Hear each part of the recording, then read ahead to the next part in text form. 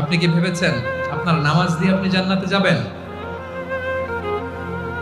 আপনি তাহাজ্জুদ গুজার, সেজদা দিতে দিতে কপালে দাগ ফেলেছেন, এটা আপনারা জান্নাতে নেবে না?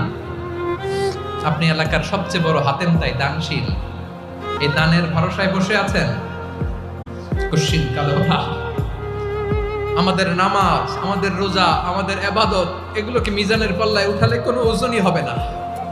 তবে আমাদের একটা কৌশল জানা আছে, আমরা আল্লাহর রহমতের ভিখারি। আমরা সেদিন আগেই গুনার স্বীকৃতি দিয়ে দেব। আমরা বলবো, আল্লাহ তুমি প্রশ্ন করার আগে তোমার একটা কথা বলি, আমারে কিছু জিজ্ঞেস করো না, আমি সব করেছি।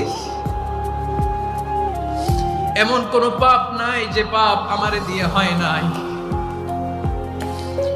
তোমার রহমত দিয়ে তুমি জান্নাতে পাঠাবা, তোমার দয়ায় জান্নাতে যেতে চাই, আমল দিয়ে না। পারবেন বলতে? কিয়ামতের দিন আমরা বলবো,